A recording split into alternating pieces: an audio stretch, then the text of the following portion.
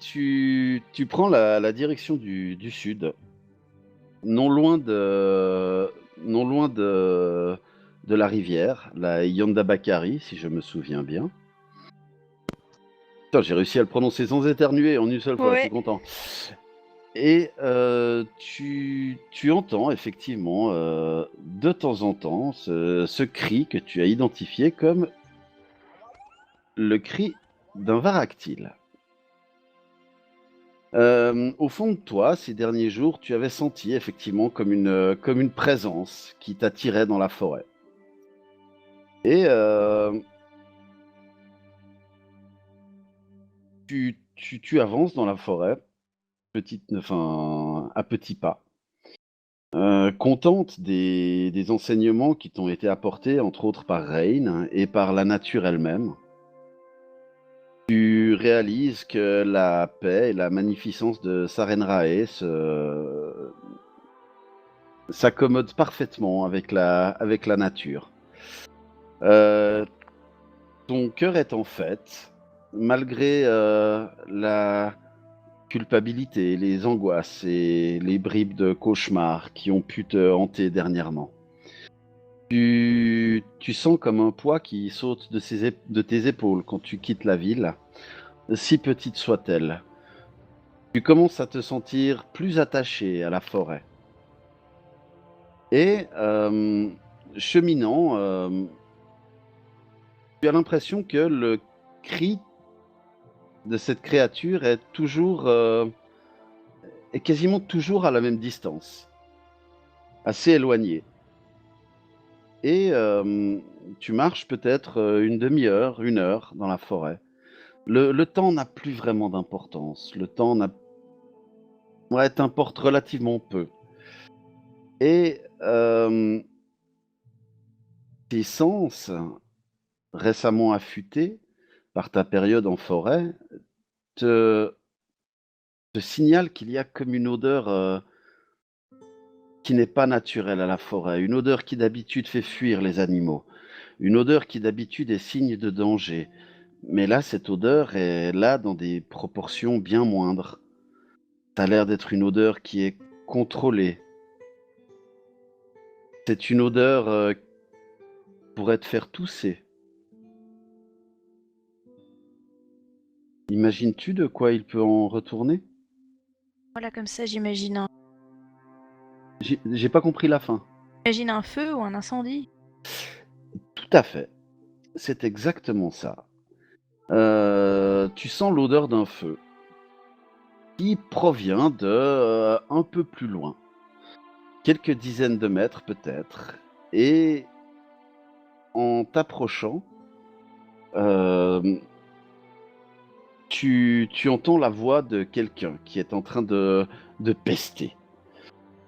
Euh, ton cœur ne fait, ton cœur semble s'arrêter dans ta poitrine l'espace d'un instant quand tu reconnais la voix.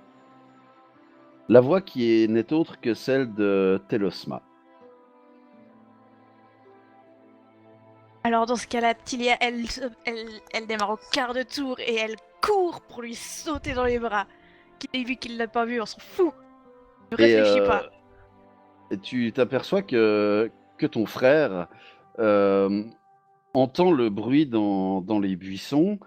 Il va pour se saisir d'une arme, d'un arc, pensant le danger arriver. Il n'a pas le temps de bander son arc dans ta direction que déjà tu lui sautes au cou et il a l'air d'être complètement sur le cul de te voir en fait. Ah mais Tilia, toi ici? Ah, ça me fait tellement plaisir de te voir. Moi aussi, je savais que tu étais dans les environs, mais je m'attendais pas à te voir dans la forêt comme ça. Eh bien, j'ai encore une fois réussi à t'y reprendre. Oui, plutôt. Et j'avais quelque chose. Enfin, j'ai des choses à vendre ici, tu sais. tu connais ma cargaison habituelle, enfin celle que papa et maman nous ont appris à élever. Mais là, je suis un peu embêté. Hmm, D'après ce que j'ai entendu, je dirais que tu as perdu un Varactile. Ah, et on l'entend, il est là, il me nargue, il me nargue. Oh, si tu savais, mais j'en ferais des côtelettes. Euh, Est-ce que tu avais bien reçu le message que je t'avais fait parvenir? Oui, Ou oui, tu oui, n'es là? oui. Oui, oui, bien sûr, c'est pour cela que je suis venu. Ah, tu peux pas savoir le bien que ça me fait de te voir. Bon, je te propose qu'on commence par rattraper ce Varactile et ensuite on pourra discuter plus calmement. Eh ben, écoute, oui, ce serait pas de refus. Et du reste, cette sale bête est absolument invendable. J'aurais mieux fait, effectivement, comme je te disais, d'en faire des côtelettes. Ça m'aurait attiré beaucoup moins d'ennuis, je crois. Hmm, Comme ça, le grand dresseur Telosma n'a pas su venir à bout d'un pauvre petit Varactile. Oh, ça va, ne te moque pas, hein. Il est vraiment indiscipliné. Du reste, j'espère qu'ils ont une bonne boucherie ici parce qu'il y aura du travail, hein. Hmm, Eh bien, nous verrons plus tard, mais tu sais pourtant que normalement toute vie est sacrée. On n'est pas censé faire de la boucherie du premier récalcitrant venu, sinon papa et maman auraient fait des saucisses de toi déjà d'il y a bien longtemps.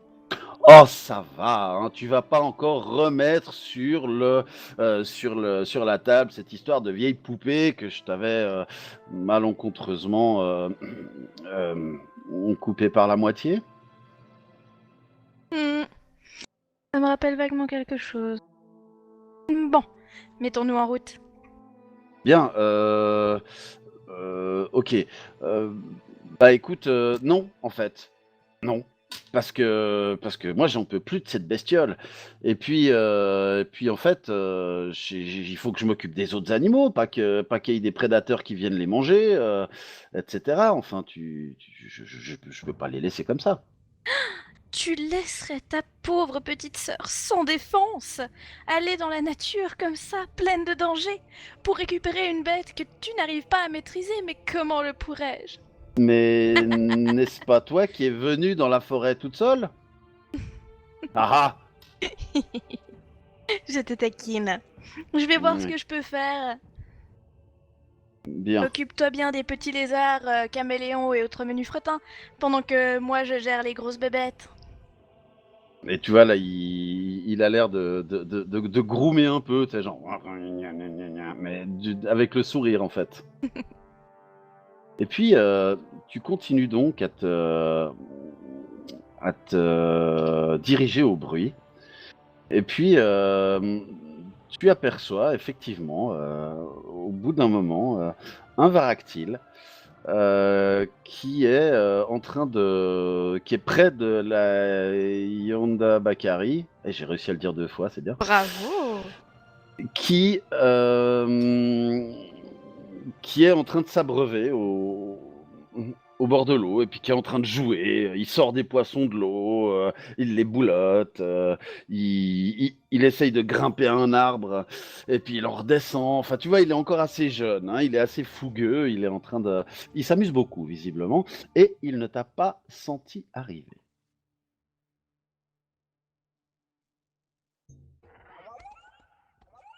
Oh, il est tellement chou. Euh, hmm, Comment faire? Eh bien, je vais utiliser ma magie gnome pour faire Ouais. des lumières dansantes et Mhm. pour essayer de le faire jouer avec, avec la lumière. Tu vois, les chats et les lasers. Tout à fait. Je vais faire à peu près ça.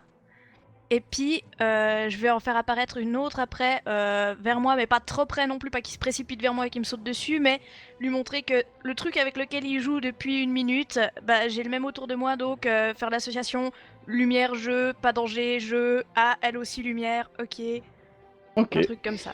Alors tu t'apprêtes à ce petit jeu. Et puis, le Varactile remarque ta présence et il a l'air, au début, il a l'air méfiant. Et tu vois qu'il sort sa langue bifide de son bec et il a l'air de humer l'air. Et puis, tu sens quelque part qu'il a reconnu un peu probablement l'odeur de ton frère en toi. Tu sens que de lui émane comme une pensée qui semble dire famille. Alors je vais faire une canalisation d'énergie pour il soit détendu et que ça renforce cette impression de famille et de pas de danger. Alors, effectivement, la canalisation fonctionne. Tu utilises le lien de Sarenrae avec la nature pour apaiser ce varactile qui, somme toute, n'était pas en panique ou quoi que ce soit, mais simplement pour le rendre encore plus à l'aise.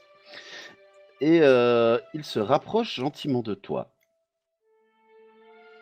Et Oui, je le laisse venir à moi alors si je vois il- qu'il s'approche. il pousse des petits cris interrogateurs. Et puis, il se rapproche petit à petit, pas après pas. Et au bout d'un moment, tu sens il se dresse sur ses pattes arrière, il pose ses deux pattes avant sur tes épaules, ce qui te fait choir au sol, tombe sur le dos. Et il a toujours ses deux pattes avant sur tes épaules. Et il sort à nouveau sa langue, et il commence à te lécher le visage. Et puis, tout à coup, il pousse fort sur ses deux pattes avant, ce qui te fait un peu mal. Et il se met à sauter dans tous les sens, autour de toi, sur toi, etc. Enfin, sur toi, au-dessus, hein, pas Ouais, sur toi, d'accord. il fait pas un stomp-stomp. Hein. Ok, Et, ça va. et puis, il a l'air vraiment d'être tout fou. Et puis, au bout d'un moment, il se calme, et il vient vers toi, et il pose sa tête sous ta main, de la même manière que sur ton dessin. Alors moi déjà quand il m'a léché le visage avant j'ai rigolé un petit peu puis justement je rigole de mon cœur en le voyant sauter un peu partout et quand il met sa tête sous ma main je commence à le gratouiller tu sais juste sous la mâchoire vers le Mhm. cou entre le cou et la mâchoire enfin je vois un peu comment il réagit et puis dès que je trouve le bon endroit je continue à le gratouiller un peu Ce faisant, ta vision se trouble quelque peu. Et ça n'est plus le varactile que tu as en face de toi, mais ce sont tes propres traits, comme si tu te voyais à travers les yeux du varactile. Et la vision se change à nouveau. C'est de nouveau le lézard que tu vois. C'est de nouveau toi que tu vois. C'est de nouveau le lézard. Et cette sensation te donne quelque part le tournis. Mais ça te donne un tournis agréable. Tu te sens en harmonie avec cette bête. Et tu sens que la main bienfaitrice de Sarenrae est sur cette scène. Et tu sens bien que la paix est là. Et tu sens que cette créature n'est pas qu'un simple animal, mais c'est une créature qui, du fond de ses entrailles reptiliennes, désire être ton compagnon. là je vais mettre mes bras autour de son cou et puis et lui dire donc, dans ces moments de trouble, c'est toi que Sarenrae m'envoie. Je vais le regarder, puis encore le gratouiller un peu et dire. Enfin, juste profiter du moment et me dire waouh, c'est vachement classe quand même de voir à travers les yeux d'un Varactile. Et Et j'ai une petite pensée pour Rain et me dire est-ce que c'est comme ça quand il voit à travers les yeux de Mistral? il y a des chances. Et au bout d'un moment, tu vois que le varactile, à nouveau, s'active comme un foufou. Et en fait, à un moment, il passe derrière toi et il pousse sa tête entre tes jambes. Et en fait, tu te retrouves quasiment cul par-dessus tête, mais tu es sur le dos du varactile et tu as à peine le temps de t'agripper à ses écailles qu'il se met à courir à travers la forêt. Ouah et les branches fouettent ton visage. Et puis, tu vois il passe près du campement de ton frère et pousse des cris de défi envers ton frère et continue sa course ailleurs dans la forêt. Et tu vois que Telsoma, voyant ceci, c'est bien Telsoma, c'est juste, j'ai bien C'est dit? l'osma. Telosma, pardon. Tu vois que Telosma a l'air complètement ébahi et tu n'as pas le temps d'entendre sa réaction, mais tu l'entends quelque peu crier et groumer au loin. Et puis, la chevauchée continue dans la forêt. Que fais-tu? Bah déjà, pendant un premier temps, je profite parce que c'est la première fois que je me retrouve juchée sur un varactyle. Et avec la nature, vu que depuis que je suis entrée en forêt, je me sens un peu mieux qu'en ville.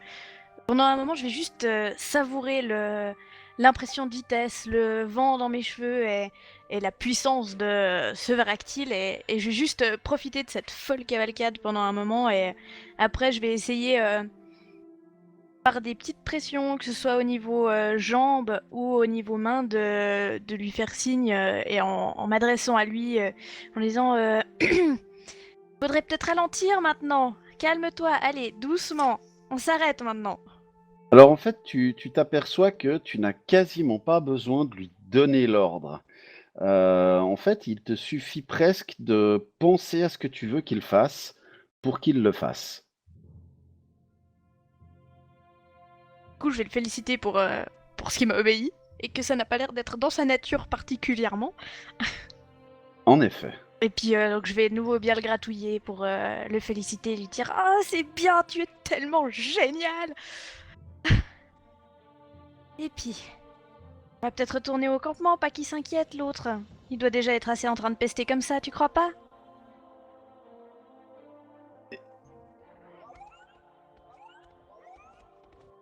Et il retourne effectivement en direction du campement.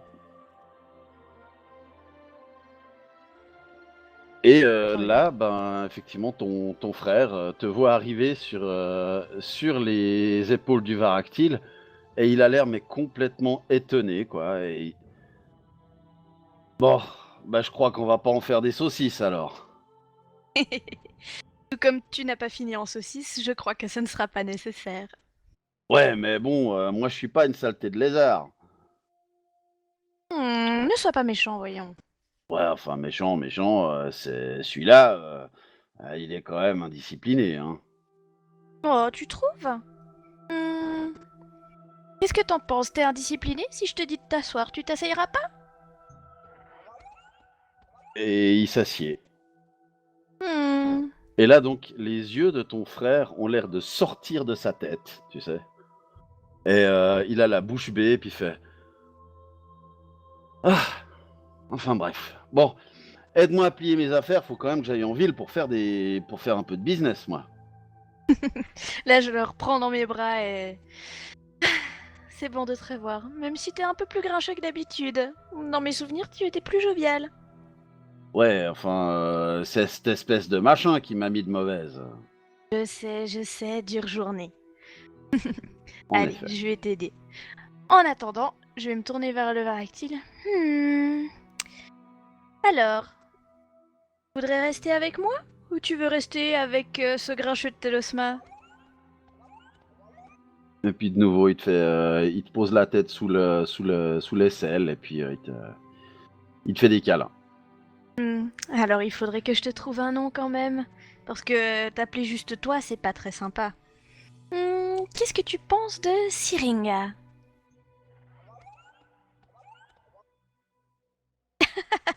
Eh bien, je crois que c'est adopté. Alors, Et, Syringa, pendant un petit moment, on va faire des trucs ennuyeux. Reste dans le coin, s'il te plaît.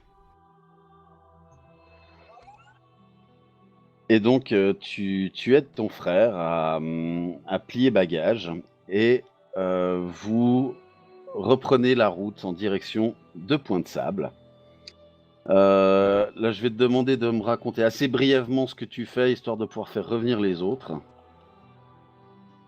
Bah là, je vais juste l'aider à plier ses bagages, à transporter, parce qu'il a sûrement des chariots et des machins. Et je vais faire en sorte que Syringa soit pas trop dissipé.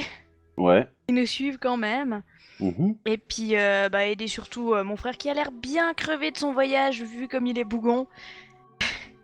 Et rentrer juste en direction de la ville et puis un petit peu avec mon frère en lui disant que il faut pas qu'il cherche à se loger parce que j'ai une petite maison à Pointe-Sable, que il y a tel truc ici, tel machin là, qu'il faut qu'ils s'attendent pas à des miracles parce que il y a eu des événements dramatiques. Enfin, je lui fais un petit topo de la situation de Pointe-Sable, Mhm. qu'il sache un peu à quoi s'attendre. Et en fait, pendant que j'y pense, dans la maison, nous ne serons pas tout seuls. J'ai, comme qui dirait, adopté 5 gobelins qui sont adorables. Donc, je Pardon? te disais, la place du marché. Quoi? Mais t'es pas un peu folle? Calme-toi, calme-toi. Ils sont absolument adorables, tu verras, ils sont trop choux. Et toute la ville est au courant, ils les ont presque tous acceptés. Village de fous. Village de fous. J'ai entendu parler une fois d'un village qui résistait encore et toujours à l'envahisseur, qui se dopait avec je ne sais quelle potion magique, mais il semblerait que ce village soit encore plus fou. Ne t'en fais pas, tu verras, c'est des trésors. Ils sont plus dociles que Syringa. Et donc tu continues un peu la discussion avec lui sur le chemin. Et puis vous arrivez donc à Pointe-Sable, tu arrives dans la maison où le père Zantus est justement en train de s'occuper des petits. Et ça rassure ton frère de voir qu'un vieil homme a l'air de s'en occuper.